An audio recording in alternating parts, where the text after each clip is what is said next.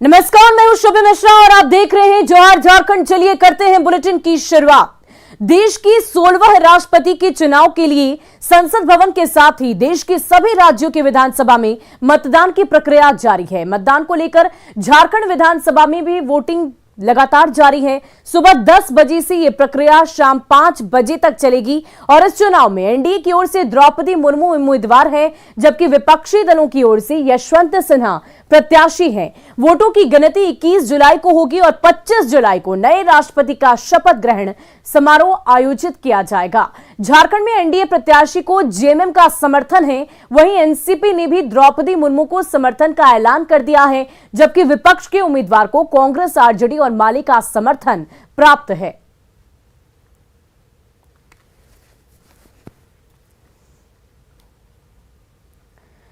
वहीं झारखंड विधानसभा में नए राष्ट्रपति पद के लिए वोटिंग की प्रक्रिया सुबह 10 बजे से शुरू हुई, जो शाम 5 बजे तक चलेगी और इसमें एनडीए की ओर से राष्ट्रपति पद की उम्मीदवार द्रौपदी मुर्मू और विपक्ष के साझा उम्मीदवार यशवंत सिन्हा के पक्ष में विधायक अपने वोट डालेंगे। हालांकि झारखंड के कुल वोट का वैल्यू 28,256 है। झारखंड विधानसभा से और अधिक जानकारी दे रहे हैं न्यूज 18 संवाददाता संजय कुमार सिन्हा। देश के नए राष्ट्रपति पद के लिए आज झारखंड विधानसभा में सुबह 10 बजे से शाम 5 बजे तक वोटिंग की प्रक्रिया शुरू होगी। इसमें सभी निर्वाचित 81 विधायक जो हैं इस मतदान प्रक्रिया में शामिल होंगे, लेकिन इसमें से एक विधायक जो झारखंड के बीजेपी के जो हैं इंद्रजीत महतो, वो बीमार चल रहे हैं, उनका झारखंड से बाहर इलाज चल रहा है, लिहाजा 80 विधायक ही इस मतदान प्रक्रिया में शामिल होंगे। लेकिन एक साथ में यह भी नियम में व्यवस्था की गई है कि अगर कोई विधायक कोरोना पीड़ित होते हैं तो वो उनके लिए जो है वोटिंग की जो प्रक्रिया है शाम 4 बजे से 5 बजे के बीच रखी गई है। और इस तरह राष्ट्रपति चुनाव में झारखंड का कुल वोट वैल्यू जो होगा वो 28,256 होगा और इसमें कुल आपको जो कुल 81 विधायकों का वोट वैल्यू की अगर गणना की जाए तो 14,256 वोट का वैल्यू होगा। लेकिन एक विधायक चूंकि वोट नहीं करेंगे, लिहाजा इसमें 176 जो एक विधायक का वोट वैल्यू है वो इसमें घटा दिया जाएगा। वहीं लोकसभा राज्यसभा में कुल 20 सांसद हैं, लोकसभा में 14 और राज्यसभा के कुल 6 सांसद हैं, उनके वोट का वैल्यू 14,000 है। यानी आपको कुल जो झारखंड का जो वोट वैल्यू होगा वो 28,256 होगा। इसमें एनडीए को अगर समर्थन की बात की जाए द्रौपदी मुर्मू के पक्ष में, तो वो कुल जो है वोट वैल्यू, इसका समर्थन जो वोट वैल्यू है वो 22,984 है। तो यूपीए की बात की जाए तो यशवंत सिन्हा के पक्ष में जो अब तक समर्थन की घोषणा की गई है उसका कुछ वोट वैल्यू जो है 4,920 है, जिसमें कांग्रेस का वोट वैल्यू 3,168 है। और सीपीआई माले के साथ जो है राजद के एक विधायक जो हैं वो यशवंत सिन्हा के पक्ष में वोट करेंगे। 2 निर्दलीय का भी वोट वैल्यू स्पष्ट नहीं है कि किसके पक्ष में अपना समर्थन देंगे। कैमरामैन संजीव तिवारी के साथ संजय कुमार सिन्हा, न्यूज 18 रांची। और देश के नए राष्ट्रपति पद के लिए हो रहे मतदान में झारखंड विधानसभा के सभी निर्वाचित विधायक शामिल होंगे। हालांकि कुल 81 निर्वाचित विधायक में 80 विधायक ही मतदान करेंगे, क्योंकि बीजेपी के एक विधायक यानी कि इंद्रजीत महतो बीमार चल रहे हैं और उनका झारखंड से बाहर इलाज चल रहा है। मतदान की प्रक्रिया पूरी तरह से गुप्त रहेगी। साथ ही मतदान कक्ष में विधायकों के मोबाइल और पेन लेकर जाने को पर भी रोक रहेगी। में जब इंटर करेंगे तो वहाँ गेट पर मेरे आदमी मौजूद रहेंगे, वो उनके पास अपना मोबाइल और पेन जमा कर देंगे। अब फिर जब उधर से जब वापस आएंगे तो अपना लेते हुए चले जाएंगे। और अंदर में बस राज्यसभा, इसमें यही अंतर है कि ये सेक्रेसी मेंटेन करना है, इसमें किसी को बैलेट पेपर दिखाना नहीं है, दिखाने पर वोट रिजेक्ट हो जाएगा। तो क्या नाम के आगे क्या करना है उसमें? एक लिखना है। बारी बारी से आगे वेट करेंगे। अगर बहुत ज्यादा भीड़ हो जाएगी तो सामने हम लोग का एक प्रतीक्षालय है, वहाँ लोग बैठ के अपना आराम करेंगे। विधायक इंद्रजीत महतो जी वहाँ हैदराबाद में 1 साल से ऊपर से वहाँ एडमिट हैं, तो उनको हम लोगों ने जो उसका डायरेक्शन था इलेक्शन कमीशन का उनको भेज दिया है। वो चाहें अगर तो तेलंगाना में भी वोट कर सकते थे, लेकिन कोई सूचना उनकी आई नहीं है। 10 दिन पहले सूचना देना था। और देखिए, इस वक्त हमारे संवाददाता विधानसभा में मौजूद हैं अविनाश कुमार और संजय कुमार सिन्हा से हम सीधे तौर पर जुड़ेंगे और वहां की क्या कुछ तस्वीर है, क्या तैयारियां आज की गई है, सारी तस्वीर हम आपको दिखाते हैं। सबसे पहले अविनाश, ये बताइए कि विधानसभा के बाहर की हलचल आप कैसी देख पा रहे हैं, क्योंकि आज का दिन बेहद खास है।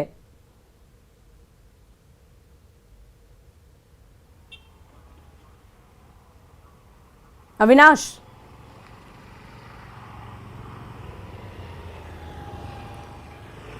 चलिए हम संजय से भी बातचीत कर लेते हैं। संजय, क्या कुछ तस्वीर आप देख पा रहे हैं विधानसभा के बाहर? आज का दिन बेहद खास है और वाकई तमाम जो विधायक गण हैं वो वहां पर मौजूद होंगे, सभी का आना जाना लग रहा होगा। क्या कुछ तस्वीर है वहां की?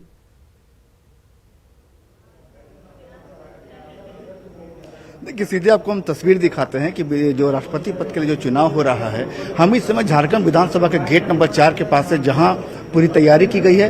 और सबसे पहला वोट चूंकि बीजेपी की ओर से, एनडीए की ओर से कहा जाए तो अनंत ओझा ने डाला, उनके बाद भानु प्रताप शाही और नवीन जायसवाल ने डाला है। और हमारे साथ सीधे भानु प्रताप शाही, उनसे बात करेंगे। लेकिन नई राजनीतिक समीकरण को भी आप सोच सकते हैं कि चूंकि इस बार राष्ट्रपति पद चुनाव में एनडीए के साथ चूंकि जेएमएम भी है, तो भानु प्रताप शाही संकेत भी दे रहे हैं कि एक संकेत जो जा रहा है, क्या भविष्य में अब आगे भी साथ की संभावना है क्या?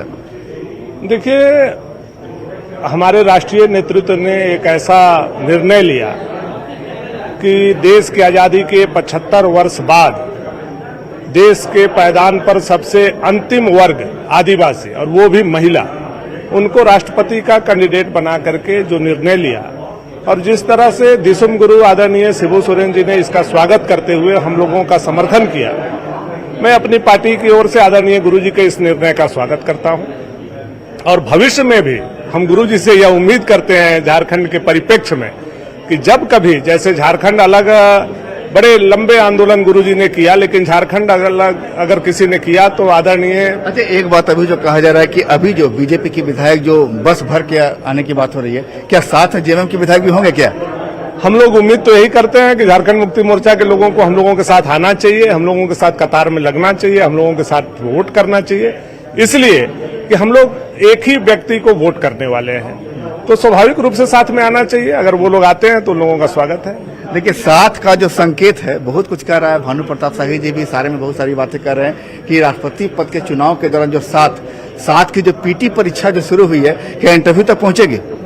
देखिए, आगे आगे होता है क्या, ये तो बहुत चीजें अभी गर्भ में है, बहुत चीजें नेतृत्व को निर्णय करना है, लेकिन अभी जो राष्ट्रपति का चुनाव है ये काफी पूरे देश में उल्लास का विषय हम लोगों के लिए है। और इसलिए कि 75 साल देश की आजादी के बाद एक महिला और एक आदिवासी को हम लोग उस पद पर बैठाने जा रहे हैं, और अपार समर्थन भी हम लोगों को प्राप्त हो रहा है। तो दो निर्दलीय जो हैं उनका भी क्या समर्थन कुछ मालूम, कुछ ऐसी घोषणा? आदरणीय अमित यादव जी का, आदरणीय कमलेश सिंह जी का समर्थन हम लोगों को प्राप्त हुआ है, और वो लोग द्रौपदी मुर्मू जी को वोट करेंगे, ऐसा उन्होंने घोषणा भी किया है, और हम लोगों के कार्यशाला में भी आने का काम उन्होंने किया था। तो बिल्कुल आप देख रहे हैं कि झारखंड विधानसभा के बाहर गहमा-गहमी है। विधानसभा के बाहर जब भी थोड़ी देर अविनाश भी हमारे साथ इस वक्त जुड़े हुए हैं, उनसे सीधे तौर पर बातचीत करते हैं। अविनाश, विधानसभा की अगर तस्वीरों को बात करें तो जेएमएम और साथ ही साथ बीजेपी दोनों का ही समर्थन एक को ही है, द्रौपदी मुर्मू को ही है। अब ऐसे में झारखंड की राजनीति किस ओर इशारा कर रही है? देखिए, इस पूरे चुनाव में अगर आप देखें, राष्ट्रपति चुनाव के दौरान जेएमएम ने पहले ही स्पष्ट कर दिया था कि इस चुनाव को जो राज्य की मौजूदा गठबंधन वाली सरकार है उससे जोड़कर नहीं देखा जाना चाहिए। और शुरुआत से ही ये, जब यूपीए उम्मीदवार के पक्ष में जेएमएम के तरफ से कोई बयान नहीं आया, तभी ये स्पष्ट हो चुका था कि कहीं ना कहीं जेएमएम का जो समर्थन है वो एनडीए की तरफ जाएगा, द्रौपदी मुर्मू की तरफ जाएगा। जेएमएम के कई विधायकों ने कई मौकों पर कहा कि इसे किसी का समर्थन या किसी का विरोध के रूप में नहीं देखा जाना चाहिए। ये देश का जो सर्वोच्च पद के लिए चुनाव हो रहा है और उसमें पार्टी अपना मतदान करेगी, पार्टी के जो सदस्य हैं, पार्टी के जो विधायक हैं, सांसद हैं, वो मतदान करेंगे। इसलिए जो क्षेत्रीय स्तर पर अगर हम बात करें तो इस पर कहीं कोई असर नहीं पड़ने जा रहा है, ये पार्टी के नेताओं का मानना है। लेकिन जब भी राजनीति में कोई नए समीकरण बनते हैं, जब नई दोस्ती होती है, नई तरह के संकेत मिलते हैं, तो कहीं ना कहीं भविष्य में राजनीति को लेकर कई तरह की संभावनाएं भी देखने को मिलती है। तो ये देखना होगा कि आने वाले समय में ये जो मौजूदा दोस्ती है ये कहाँ तक जाती है। वैसे अविनाश कहते भी हैं राजनीति संभावनाओं का खेल है, लेकिन सबसे पहले आप ये बता दीजिए कि ये जो चुनावी प्रक्रिया है ये कैसे होगी, क्या कुछ तैयारियां की गई है बैलेट बॉक्स को लेकर, ये तमाम जानकारी दें। मैं वही कह रहा था कि सबसे पहले जिस गेट को अभी आप इस कैमरे की नजर से हम अपने दर्शकों को दिखा रहे हैं, ये आज के दिन झारखंड विधानसभा में गेट नंबर 2 है, जो एकमात्र ऐसा गेट है जहां से चाहे वो मीडिया कर्मी हो, विधायकगण हो विधानसभा के कर्मी हों, तमाम लोग इस एकमात्र गेट से ही अंदर जा सकते हैं और यहीं से अनुमति है। जब हम इसके अंदर जाएंगे, जो 4 नंबर गेट है, दाहिनी तरफ जब बढ़ेंगे, वहां से लोगों को मतदान के लिए अंदर जाना है। और जो सदस्य हैं वो सीधे, जो आप देख रही हैं इस वक्त, जो गेट देख रही हैं, यहां से वो अपने कक्ष में जाकर अंदर भी बूथ तक जा सकते हैं। जो तैयारियां की गई हैं और जिस तरह से पार्टियों की चूंकि तैयारियों के बारे में यहाँ बताना जरूरी है कि सबसे पहले 10:30 बजे के करीब जो बीजेपी के विधायक हैं उनके आने की सूचना है। समय हो चुका है, विलंब हो रहा है। जो हमारे तक जानकारी आ रही है, इस यहाँ से सिर्फ 2 किलोमीटर की दूरी पर नीलकंठ सिंह मुंडा जो बीजेपी, अविनाश, ये तमाम जो बीजेपी के विधायक हैं, क्या ये सभी एक साथ आएंगे? क्या इसकी भी कोई तैयारी की गई है या कुछ विधायकगण अभी पहुंच चुके हैं? देखिए, जो एजेंट हैं पार्टी की तरफ से वो जरूर विधानसभा में पहुंच चुके हैं, लेकिन बाकी अगर हम विधायकों की बात करें, जो मैं आपको बता भी रहा था, अपने दर्शकों तक भी ये सूचना मैं दे रहा हूं कि इस वक्त बीजेपी के जो विधायक हैं, तमाम विधायक नीलकंठ सिंह मुंडा जो पार्टी के विधायक हैं, पूर्व मंत्री रहे, उनके आवास पर इकट्ठा हैं और वहां से सभी विधायक एक बस में सवार होकर यहाँ इसी गेट से अंदर की ओर जाएंगे। जो तैयारी 11 बजे की अगर हम बात करें तो उसमें कांग्रेस विधायकों की जो सूचना आ रही है कि वो विधानसभा पहुंचेंगे। 1 बजे की जो सूचना है वो जेएमएम विधायकों की सूचना है और जो बाकी विधायक हैं, चाहे वो माले के विधायक हों, एनसीपी के विधायक हों, निर्दलीय विधायक हों, आरजेडी के विधायक हों, वो भी इसी अंतराल, इसी समय के बीच में सभी लोग आएंगे और अपना मतदान करेंगे। जी अविनाश, संजय भी हमारे साथ जुड़े हुए हैं, उनसे भी हम बातचीत करेंगे। संजय, तस्वीरें तो हमने देख ली किस प्रकार विधानसभा में तैयारियां की गई है, लेकिन सुरक्षा के दृष्टिकोण से क्या कुछ तैयारी है? क्या कुछ रिस्ट्रिक्शंस लगाए गए हैं? कैसे वोटिंग की प्रक्रिया शुरू की जाएगी?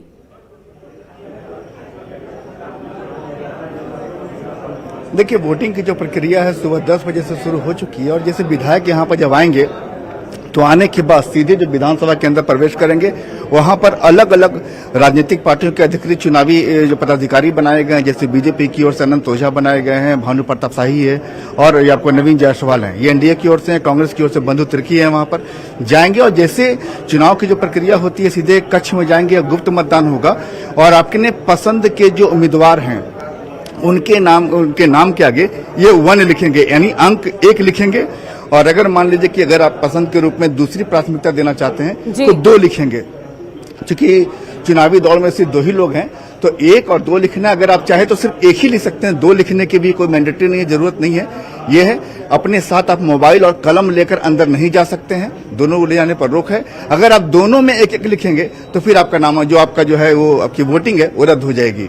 और यहाँ पर जो अभी थोड़ी देर पहले रांची के उपायुक्त और एसएसपी वो भी पहुंचे थे, सुरक्षा का जायजा लिया उन्होंने और तमाम चीजों से संतुष्ट होकर वापस चले भी गए हैं। और तमाम विधायकों का भी आना है, धीरे धीरे अपने समय के अनुसार जो उन्होंने दिया है वो आएंगे और मतदान करेंगे। बहुत बहुत शुक्रिया संजय और अविनाश हमारे साथ जुड़ने के लिए, तमाम तस्वीरों को दिखाने के लिए। आप नजर बनाए रखिए, लगातार हम दर्शकों तक वो तस्वीरें पहुंचाएंगी क्योंकि आज का दिन बेहद खास है झारखंड वासियों के लिए, पूरे देश के लिए। आज राष्ट्रपति के चुनाव को लेकर पूरी तैयारी की गई है, सुरक्षा के दृष्टिकोण से भी तैयारियां मुकम्मल है। और चलिए अब बढ़ते हैं अगली खबर की ओर। कोडरमा से आपको बड़ी खबर बता दी, पंचखेरू जलाशय में रेस्क्यू ऑपरेशन जारी है। एनडीआरएफ की टीम रेस्क्यू में जुटी हुई है। जलाशय से 2 शव को बाहर निकाला गया है। 6 लापता लोगों की तलाश इस वक्त भी जारी है। दरअसल कल नाव पलटने से 8 लोग डूब गए थे और हजारों लोगों की मौजूदगी इस वक्त है। आप तस्वीरें देख सकते हैं पंचखेरू जलाशय में। इसी जलाशय में नाव के पलटने से 8 लोगों के डूबने की खबर सामने आई थी। 2 लोगों का शव बाहर निकाला गया है। 6 लोग अब भी लापता हैं और उनकी तलाश लगातार जारी है। ये तस्वीरें आप देख पा रहे होंगे किस प्रकार एनडीआरएफ की टीम वहां पर मौजूद है। और इस वक्त हमारे संवाददाता रितेश लोहानी हमारे साथ फोन लाइन पर जुड़ चुके हैं। रितेश, क्या कुछ अपडेट है? 6 लोगों के लापता होने की खबर तो सामने आई है, लेकिन किस प्रकार से ये जो तलाशी की प्रक्रिया है वो जारी है? जी बता दूं कि कल सुबह 11 बजे घटना सामने आई थी, जिसके बाद लगभग 7 घंटे के बाद एनडीआरएफ की टीम कोडरमा पहुंची थी घटनास्थल पर, जिसके बाद लोगों ने काफी गुस्सा जाहिर किया था।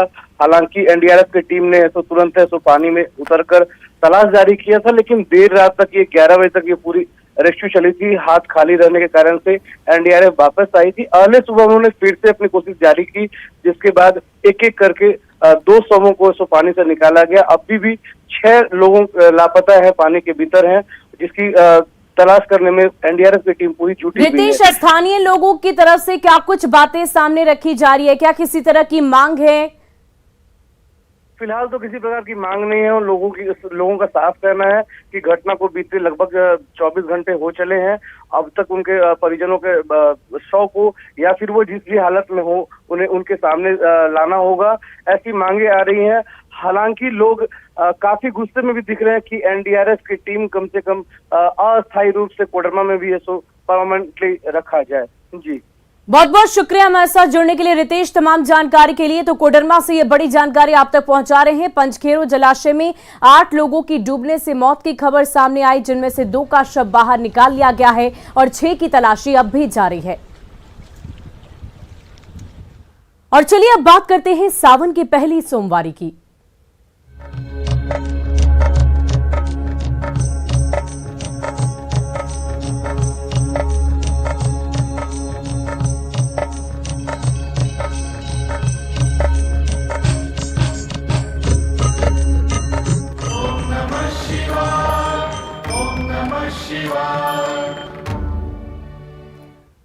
और सावन माह की आज पहली सोमवारी है। इसे लेकर देवघर के बाबा बैद्यनाथ मंदिर में कांवरियों का जन सैलाब उमड़ पड़ा है। 2 साल बाद आयोजित हो रहे श्रावणी मेले को लेकर श्रद्धालुओं में खास उत्साह दिख रहा है। शिवराम झा चौक से होते हुए कांवरियों को क्यू कॉम्प्लेक्स ले जाया जा रहा, जहां से वे मंदिर में जलार्पण कर ले जा रहे हैं। अनुमान है कि आज 2 लाख से भी अधिक श्रद्धालु बाबा बैद्यनाथ पर जलार्पण करेंगे। इसे देखते हुए सुरक्षा के भी कड़े इंतजाम किए गए हैं। और अधिक जानकारी दे रहे हैं न्यूज 18 संवाददाता मनीष दुबे।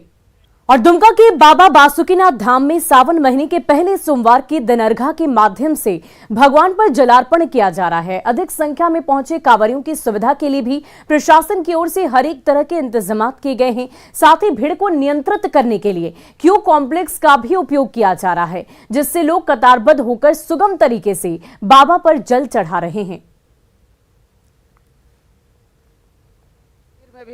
और पहले जो हम लोग जाम में फंसते थे, पूरा एकदम धक्का मुक्की होता था, आराम से पूजा किए। दूसरी बात, रास्ता में पूरा टेंट लगा हुआ था गद्दार बिछावन के साथ। अगर आराम कर रहे हैं तो आराम से एकदम कीजिए। होटल लेने का कोई जरूरत नहीं। तो सावन के इस महीने में इसलिए हम लोग भोले शंकर के बहुत अच्छे तरीके से जल चढ़ाएगा और सारा व्यवस्था बहुत अच्छा तरीके से प्रशासन की ओर से। श्रावण के पहले सोमवार के दिन बोल बम के जयकारों से गूंज उठा है पूरा बासुकीनाथ धाम। इस वक्त हम मौजूद हैं बाबा बासुकीनाथ मंदिर के परिसर में।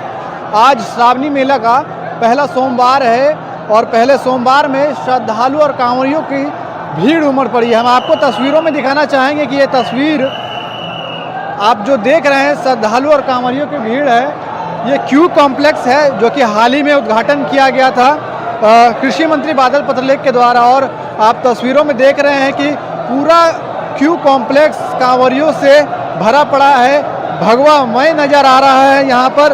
और आज सावन महीना का पहला सोमवार है और सावन में सोमवार का एक अपना खास महत्व होता है और इस महत्व के कारण श्रद्धालु चाहते हैं कि सोमवार के दिन अधिक से अधिक जलार्पण कर सके और पुण्य कमा सके।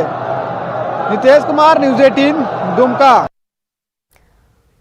और सावन की पहली सोमवारी पर गोड्डा के शिवालयों में भी भक्त उमड़ रहे हैं और 2 साल के बाद श्रावणी मेला लगने और बाबा के दर्शन को लेकर लोगों में काफी उत्साह और उमंग है। झारखंड में पिछले 2 वर्षों से कोरोना गाइडलाइन और श्रावणी मेला में रोक के बाद इस वर्ष अब श्रावणी मेला की अनुमति राज्य सरकार ने दे दी है।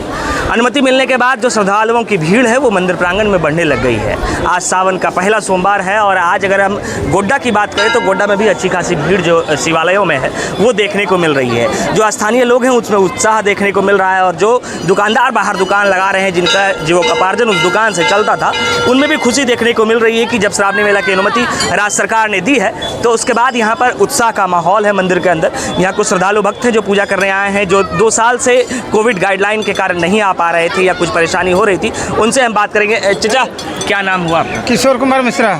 क्या माहौल है इस वर्ष, क्योंकि पिछले माहौल तो इस बार हर एक साल से खुशी है, 2 साल से बंद था सावन का, इसमें कोविड के लेके। इस बार तो बहुत बढ़िया माहौल है। 3 बजे भोर से लाइन लगा हुआ है। 3 बजे सुबह से? 3 बजे सुबह से लाइन लगा हुआ है। एक दादी भी हैं हमारे साथ। क्या नाम हुआ चाची? सुनीता मिश्रा। कैसा लग रहा है माहौल इस बार?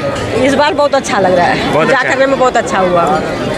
श्रद्धालु भक्तों में उत्साह देखिए कि किस तरीके से बता रहे हैं कि सुबह के 3 बजे से ही लोग लाइन में लग रहे हैं। उसके बाद उनका जब नंबर आ रहा है तो अंदर जाकर पूजा अर्चना कर रहे हैं। गौरव झा, न्यूज़ 18, गोड्डा। वहीं जामताड़ा में सावन की पहली सोमवार को जलार्पण के लिए जिले के अलग अलग शिवालयों में श्रद्धालुओं की भीड़ उमड़ रही है। जिले के प्रसिद्ध शिवालय बाबा देवलेश्वर धाम में अहले सुबह से ही जलार्पण के लिए श्रद्धालुओं की भारी कतार है। देवलेश्वर धाम का जायजा लिया संवाददाता सुमन भट्टाचार्य ने। सावन की पहली सोमवारी है और हम इस वक्त मौजूद हैं जामताड़ा जिले के प्रसिद्ध शिवालय देवलेश्वर धाम में। यूँ तो सावन की पहली सोमवारी को जिले के हर एक शिवालय में भीड़ उमड़ी है, लेकिन यहाँ बाबा का कुछ खास महत्व है, जिस कारण सुबह से ही यहाँ हजारों श्रद्धालुओं की भीड़ उमड़ी है। हम आपको तस्वीरों के जरिए दिखाना चाहते हैं बाबा के इस धाम में पूजा अर्चना करने के लिए श्रद्धालुओं की जो लाइन है वो कितनी लंबी है। ये बाबा का मंदिर है और यहाँ से ही ये लाइन शुरू होती है और कतार जो है काफ़ी लंबी है। काफ़ी हजारों की तादाद में महिला पुरुष यहाँ पर पहुँचे हुए हैं और हर हर महादेव के नारे भी लगा रहे हैं। झारखंड के अलावा पश्चिम बंगाल से भी श्रद्धालु यहाँ पूजा अर्चना करने पहुँचते हैं। सुमन भट्टाचार्य, न्यूज़ 18, जामताड़ा।